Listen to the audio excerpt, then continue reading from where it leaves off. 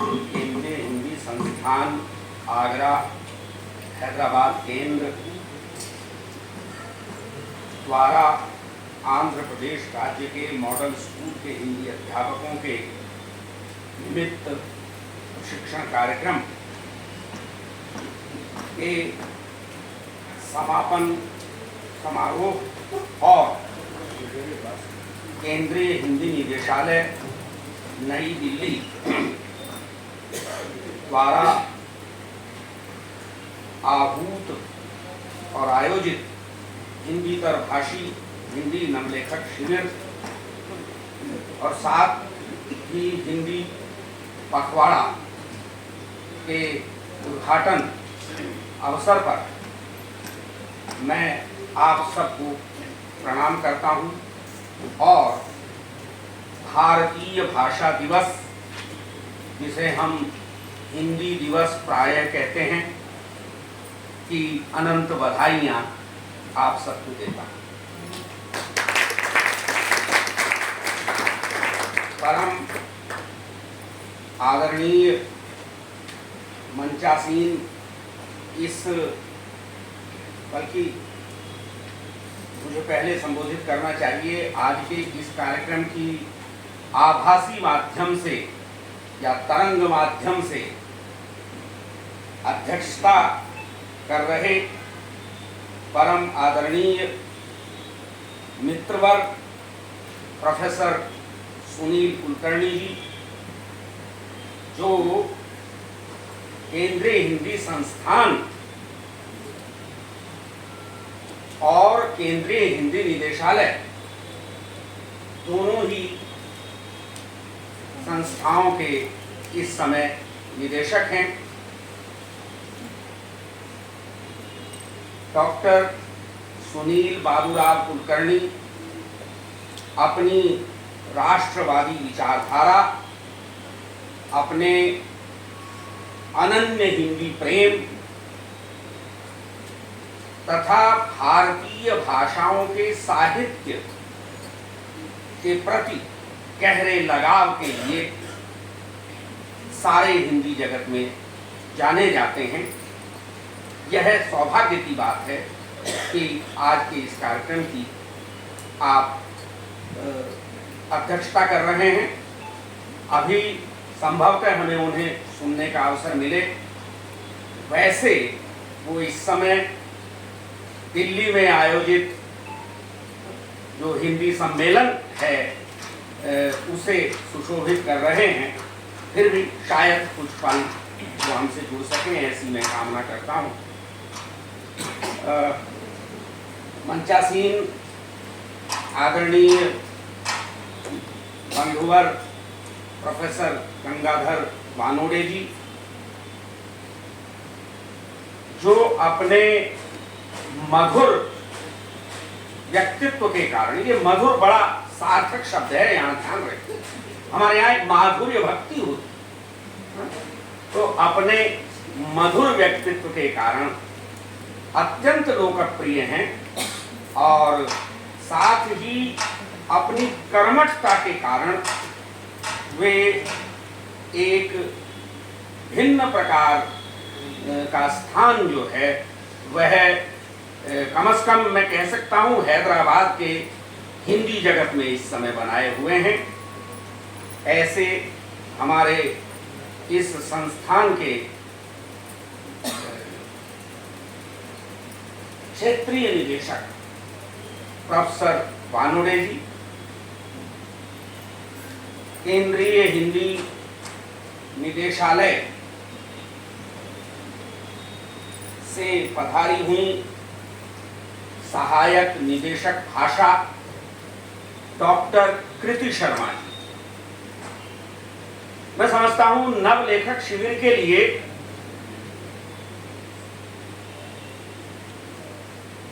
इस नाम से बेहतर नाम नहीं हो सकता मार्गदर्शक। वे भाग्यशाली हैं नवलेखक शिविर के प्रतिभागी, जिनका मार्गदर्शन करने के लिए, जिन्हें कृतित्व की दीक्षा देने के लिए स्वयं कृति यहां उपस्थित है। वैसे मुझे पता चला है कि वे अब कृति के साथ थे कि अगर अनुराग हो तो क्या ही कहना। तो खैर वो पर्दे में से अनुराग भी बाहर आएंगे समयानुसार। हम उनका भी स्वागत करते हैं हैदराबाद में। डॉक्टर कृति, आपका एक शब्द है हिंदी में सपत्नी, तो क्या सपतीक भी शब्द होता है सर? दोनों का अलग अलग अर्थ है ना। देखिए सपति सपत्नीक, तो जब हम कहें उन्हें, जब इन्हें कहें तो हम कह सकते हैं कि आपका सपतीक स्वागत है, नहीं कह सकते ना? सपत्नी को साउथ को बोलते हैं। का जुड़ा हुआ है, सपत्नी का वही तो है। हाँ, पत्नी के साथ का जुड़ा हुआ है वही जी, अलग करने के लिए है। ये हमारी और गुरुजी की चलती रहती है इसी तरह से।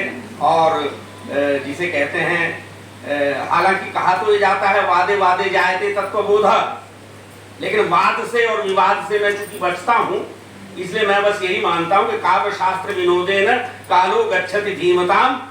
तो इनका हमारा जो है काव्य शास्त्र विनोद है, यह चलता रहता है। और देखिए मजे की बात यह है कि व्याकरण के बहाने हम काव्य शास्त्र विनोद कर लेते हैं। खैर मैं आगे बढ़ता हूँ। हमारे मंच पर दिल्ली से ही केंद्रीय हिंदी निदेशालय से पधारे हुए हमारे बहुत ही प्रिय साथी डॉक्टर प्रदीप कुमार जी भी हैं।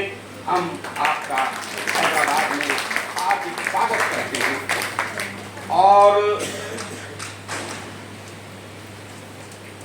इस पूरे कार्यक्रम को अत्यंत मनोयोग पूर्वक जो 2 घंटे से अधिक से लेकर के चल रहे हैं, सह आचार्य डॉक्टर हत्ताराम नायक जी, हम आपको भी प्रणाम करते हैं।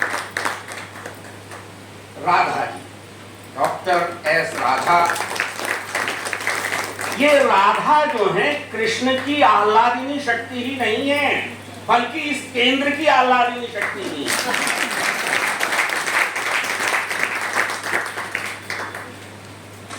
आदरणीय परम श्रद्धेय गुरुस्थानीय प्रोफेसर डॉक्टर योगेंद्र नाथ मिश्र जी,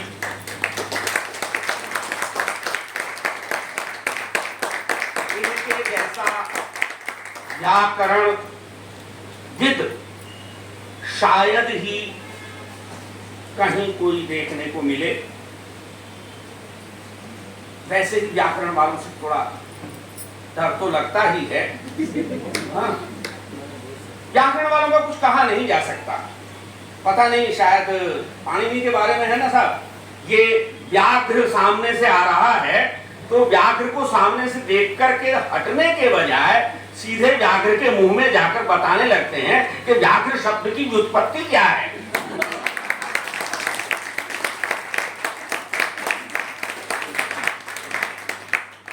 लेकिन यही लोग जब साहित्य में आते हैं तो अगर एक मात्रा भी बचा लें, ना लेखक शील वाले ध्यान रखें, एक मात्रा भी बचा लें तो कहते हैं कि पुत्र जन्म के उत्सव जैसा उत्सव मनाते हैं। ये वो संयम है, ये व्याकरण जो है वो साहित्य को संयम सिखाता है। केवल भाषा को ही नहीं, भाषा की जितनी विधाएं संभव हैं उन सबको व्याकरण संयम सिखाता है। तो इसलिए जो भी व्याकरणाचार्य हैं वे प्रणम्य हैं, श्रद्धेय हैं। डॉक्टर कमालुद्दीन सर, आप लोगों ने जिन्होंने उन्हें सुना है महसूस किया होगा कि वे रुक्ष रूखे समझे जाने वाले विषयों को भी किस तरह से एक जिसे कहें कि विनोदपूर्ण शैली में इस तरह प्रतिपादित करते हैं कि लोग उनके मुरीद भी हो जाते हैं और उनके द्वारा कहे गए विषय को आत्मसात भी करते हैं। डॉक्टर कमालुद्दीन जी अभी पधारे हुए डॉक्टर विनोद जाधव जी, डॉक्टर विनोद जाधव जी इस मोतियों और मोहब्बत के शहर में, हाँ, ये जो हैदराबाद है ये मोतियों का शहर है, ये मोहब्बतों का शहर है। तो इस शहर में हम आपका स्वागत करते हैं और 5 दिन का जो हमें आपका सानिध्य मिलेगा, हाँ, वह आपके लिए भी और हमारे लिए भी अविस्मरणीय होगा, ऐसी उम्मीद करते हैं, ऐसा विश्वास रखते हैं।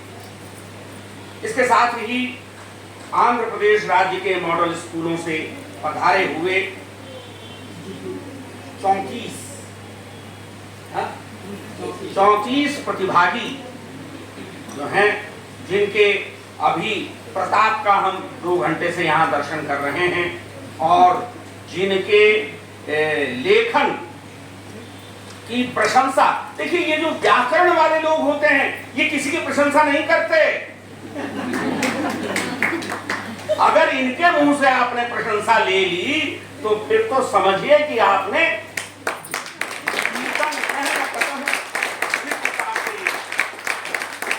आपके लिए कहीं जीतने के लिए कोई शत्रु बचा ही नहीं। जीतन कहन कतः रिपुता के, कोई रिपु बचा ही नहीं, क्योंकि सबसे बड़े रिपु ये व्याकरण वाले ही होते हैं। लेकिन व्याकरण वाले ही तो दर्शक भी होते हैं, मतलब मार्गदर्शक होते हैं, दिग्दर्शक होते हैं। हम जब कामना करते हैं अंधकार में प्रकाश की, अंधकार से प्रकाश की ओर ले जाओ हमें, जब हम कामना करते हैं असत से सत की ओर ले जाओ हमें, जब हम कामना करते हैं मृत्यु से जीवन की ओर ले जाओ हमें, तो हमारा मार्गदर्शन कौन करता है? हमारा मार्गदर्शन भाषा ही करती है। कहा गया है कि यह समस्त विश्व, यह समस्त ब्रह्मांड अंधकारमय होता अगर भाषा न हुई होती। मेरी परंपरा इस सृष्टि को भाषा मूलक मानती है, नाद से उत्पन्न मानती है। सृष्टि के आरंभ में जब आप पंच तत्वों की बात करते हैं तो सबसे पहला जो तत्व था आकाश, वह आकाश चिदाकाश में, चेतना के आकाश में अवस्थित था और उसके भीतर अवस्थित था नाद, प्रणव। उस नाद का स्फोट ही एक के बाद एक तत्वों की उत्पत्ति और इस सृष्टि का मूलभूत कारण है। तो उस नाद, उस वाक, उस वाणी, उस भाषा का अनुशासन जो सिखाए वह है व्याकरण। और उस भाषा, उस वाणी, उस व्याकरण, उस वाक के प्रयोग की चरम सिद्धि जो दिखाए वह है साहित्य। तो आज के हमारे इस आयोजन की विशेषता यही है कि इसमें एक ओर भाषा के विद्यार्थी और अध्यापक उपस्थित हैं, तो दूसरी ओर साहित्य के विद्यार्थी और अध्यापक उपस्थित हैं। साहित्य के विद्यार्थी और अध्यापक मैं उन्हें कह रहा हूं जो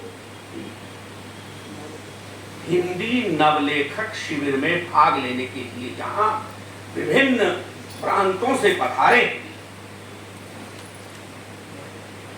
मैं चाहूंगा कि मैं जब आपके प्रांत का नाम लूं तो एक बार आप खड़े होकर के बताएं कि महाराष्ट्र से कौन कौन नवलेखक बंधु आए। महाराष्ट्र से हम आपका स्वागत करते हैं। विराजे। केरल से कौन कौन आए हैं? हम आपका बहुत बहुत स्वागत करते हैं, विराजे। और गुजरात से कौन कौन आए हैं? आपका बहुत बहुत स्वागत, बहुत स्वागत। एक जी, द्वितीय नास्ति की बात ही नहीं, यहाँ तो अद्वैत है, एक में ही सब समाया है। एक ही साधे सब सधे, सब साधे सब जाए। तो सवाल यह है कि हम साधे साहब मुझे बता देना मेरा टाइम कब हो रहा है, क्योंकि खुद मुझे भी जाना है दूसरे कार्यक्रम में। अनलिमिटेड नहीं नहीं, मुझे खुद दूसरे कार्यक्रम में जाना है। मित्रों,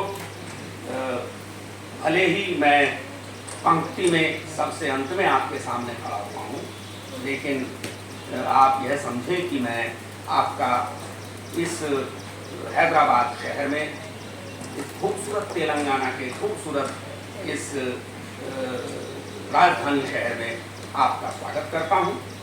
और ये बड़ा सुंदर है, देखिए कितना दार्शनिक सा आज जो है ये संयोग है। कहते हैं कि साहब, भारत की जो काल की संकल्पना है वह चक्राकार है, और चक्राकार संकल्पना में कभी भी कुछ अंतिम नहीं होता। 12 बजते हैं, फिर 1 बजता है, और फिर 12 बजते हैं, और फिर 1 बज जाता है। यानी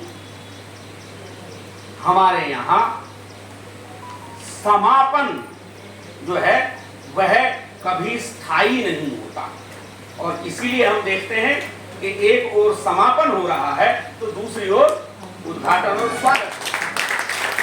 ये जो हमारी काल की जो हमारी संकल्पना है, आप इसे देखें कि किस तरह से बड़ी चरितार्थ मुझे आज होती दिखाई दे रही है, और इसे चरितार्थ करने का आधार बन रहा है मेरा आज का विशिष्ट, कहूं कि उत्सव या पर्व, जिसे हम हिंदी दिवस के नाम से जानते हैं।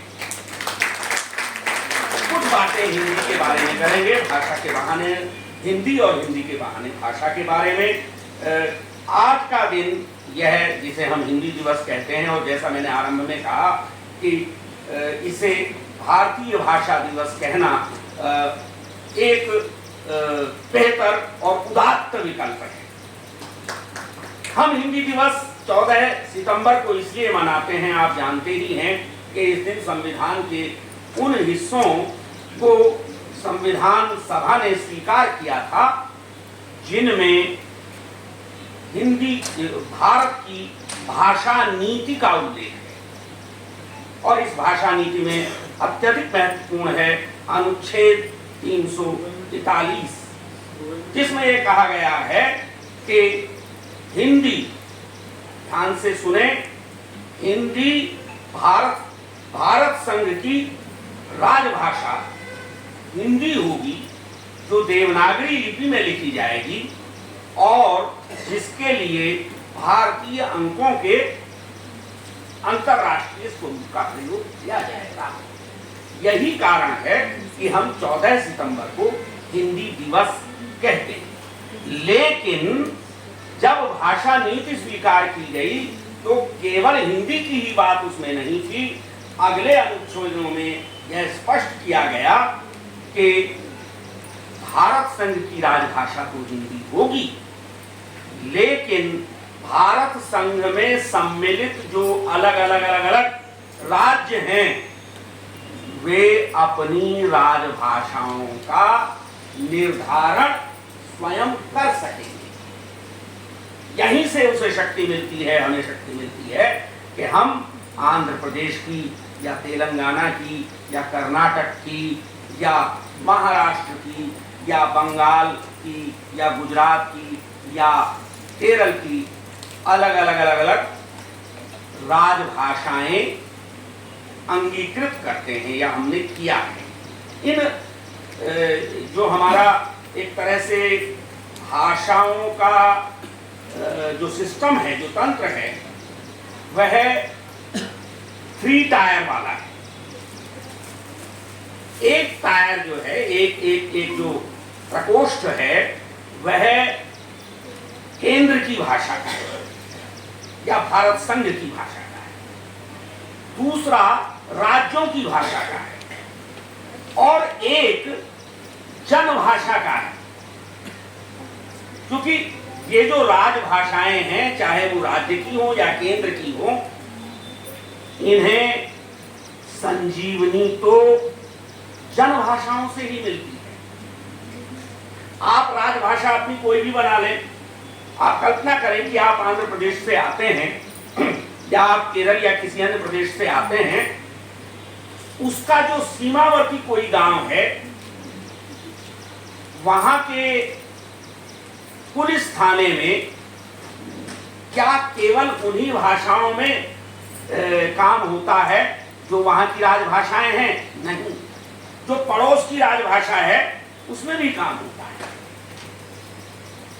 इसलिए मैंने कहा कि हमारा भाषाओं का 3 टियर सिस्टम है। इस सच्चाई को हमें ध्यान में रखना पड़ेगा कि हम एक साथ जनभाषा, राज्य की भाषा और संघ सरकार की भाषा, तीनों को साथ लेकर चलते हैं और इसकी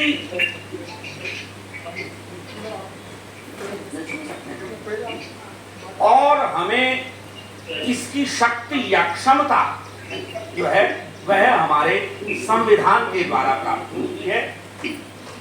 तो मित्रों, यह समय मैं कहना यह चाह रहा हूं कि 14 सितंबर जो है वह प्रतिवर्ष अपने आप को भारत की इस बहुभाषिक संपदा को समर्पित करने का दिन।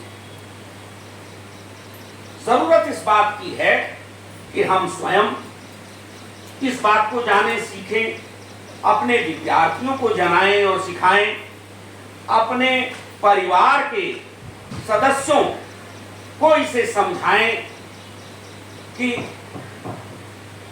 भारत के बहुभाषिक यथार्थ को संबोधित करने के लिए हमें एक ऐसी भाषा की सदा से आवश्यकता रही है, आज भी है और आगे भी रहेगी, जो विभिन्न भारतीय भाषा समाजों को आपस में जोड़ने का, एकीकृत करने का काम करे। मैं नहीं जानता आप में से कितने लोगों को यह बात ध्यान है कि 2011 की जनगणना के आंकड़ों से यह पता चला कि इस देश में 19,500 से अधिक मातृभाषाएं हैं। 19,500 से अधिक मातृभाषाएं इस देश में हैं, जिनमें से 121 भाषाएं ऐसी हैं जिनके बोलने वाले 10,000 से अधिक, और इन 121 में से 22 भाषाएं ऐसी हैं जो भारतीय संविधान की 8वीं अनुसूची में सूचित की गई हैं, लिखी गई हैं। और मजे की बात यह है कि इन 22 भाषाओं में अंग्रेजी नहीं है। यानी संविधान, मेरे देश का संविधान, पूरे सम्मान के साथ हम अंग्रेजी के प्रति पूरा सम्मान रखते हुए मैं कहना चाहता हूं, मेरे देश का संविधान अंग्रेजी को भारत राष्ट्र की भाषा नहीं मानता। अंग्रेजी मेरे संविधान की नजर में एक विदेशी भाषा है, उसी प्रकार विदेशी भाषा है जैसे फ्रेंच है, जर्मन है, चीनी है, रूसी है, ये जैसे दूसरी तमाम भाषाएं। क्या हमारा इन भाषाओं से कोई झगड़ा है? नहीं, कोई नहीं है। अंग्रेजी से भी कोई नहीं। झगड़ा हमारा है उपनिवेशवाद से। झगड़ा हमारा इस चीज से है कि हमारा देश आज भी, आप मुझे कहने के लिए क्षमा करें, कि 75 वर्ष हो गए 14 सितंबर 1949 को हमने अपनी राजभाषा नीति या भाषा नीति को स्वीकार किया था। आज उसे 75 वर्ष हो गए हैं, लेकिन आज भी हम अंग्रेजी के भाषिक उपनिवेश, लिंग्विस्टिक कॉलोनी बने हुए, और इस लिंग्विस्टिक कॉलोनी की जड़ें हमारे मनों में, हमारे मनों में जो हीन भावना अपने आप को लेकर के है, अपनी भाषाओं को लेकर के है, उसे निकालने की जरूरत है। और इसके लिए जरूरी है कि हम अपनी पीढ़ियों को यह समझाएं, अपने समकालीनों को भी समझाएं। अपने पुरानों को तो पता नहीं समझा पाएंगे कि नहीं समझा पाएंगे, लेकिन अपने समकालीनों को, अपनी आने वाली पीढ़ियों को यह समझाएं कि भारतीय भाषाएं, विशेष रूप से हिंदी, आज किसी भी प्रयोजन की दृष्टि से किसी भी प्रकार से हीन नहीं है। डॉक्टर कृति जी और डॉक्टर प्रदीप जी आपको बताएंगे कि कितनी शब्दावली, साहब लाखों शब्द बनाती है, वैज्ञानिक और तकनीकी शब्दावली हमारे पास हर विषय की, कानून से लेकर के कंप्यूटर तक हर विषय की शब्दावली हमारे पास है। और इसके अलावा हमारे पास अनुच्छेद 351 है मेरे संविधान का, जो ये कहता है कि जब जरूरत हो तो नए शब्द बनाओ। मैं 1 मिनट में समाप्त करता हूं। नए शब्द बनाओ, और नए शब्द कहां से लाएंगे? सबसे पहले आप अपने जड़ों की तरफ जाइए, और हमारी भाषाओं की जड़ें हैं संस्कृत में, हमारी भाषाओं की जड़ें हैं हमारी जन भाषाओं में, हमारी तमाम भारतीय भाषाओं में। और एक बहुत बड़ी संख्या ऐसे शब्दों की है कि जब हमें हिंदी में शब्द नहीं मिले, सिनोनिम्स नहीं मिले, तो हमने विभिन्न भारतीय भाषाओं से बहुत सारे जो है पर्याय हिंदी में ग्रहण किए। और हमें जो अंतरराष्ट्रीय शब्दावली है उसे स्वीकार करने में भी कोई संकोच नहीं करना चाहिए। बिल्कुल जरूरी नहीं है कि आप इस मोबाइल को कुछ सचल घंटी या मत पेटी, पता नहीं क्या वाक पेटी वगैरह कहें। मोबाइल कहने में क्या जा रहा है, सेल कहने में क्या जा रहा है, लेकिन जहां आपके पास शब्द है वहां मत छोड़िए। आपके पास जहां अपना शब्द है वहां अपना शब्द रखिए, और जहां हमें अंतरराष्ट्रीय शब्दावली की आवश्यकता हो उसे खुले मन से स्वीकार करें। केंद्रीय हिंदी निदेशालय हो, केंद्रीय हिंदी संस्थान हो, चाहे तकनीकी और पारिभाषिक शब्दावली आयोग हो, अथवा अन्य जो राजभाषा संबंधी विभाग हैं, मंत्रालय हैं, वो हो, सबकी नीति यही है। और साथ ही इस नीति में खास बात यह है कि जो कुछ करना है वह प्रेम और प्रेरणा और प्रोत्साहन के साथ करना है। और प्रेम, प्रेरणा और प्रोत्साहन की भाषा के बारे में तो बाबा तुलसीदास कह के गए हैं, भैया अपनी भाषा कैसी होनी चाहिए, ये तत्सम हो कि तद्भव हो कि देशज हो, इस सब को छोड़िए।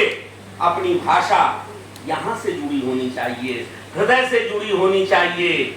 वशीकरण एक मंत्र है, तजिए वचन कठोर। तो और वचन कठोर को अगर आप त्याग दें तो आप भद्र हो जाते हैं, आप सज्जन हो जाते हैं, हा? जिसे आप कहते हैं जेंटलमैन हो जाते हैं। और उसके लिए क्या है कि ऐसी वाणी बोलिए मन का आपा, आपा जो अहंकार है, मैंपन है, इस मैंपन को छोड़ देना है, हमपन होना चाहिए। अगर हमारे पास हमपन है तो कहीं किसी भाषा का, हिंदी और किसी अन्य भारतीय भाषा का कोई परस्पर झगड़ा नहीं है कि ऐसी वाणी बोलिए मन का आपा होए, और को शीतल करे आप शीतल होए। मित्रों, आज इतना ही। फिर कभी अवसर मिला तो फिर मिलेंगे। मुझे विश्वास है हम कहीं ना कहीं जरूर मिलेंगे।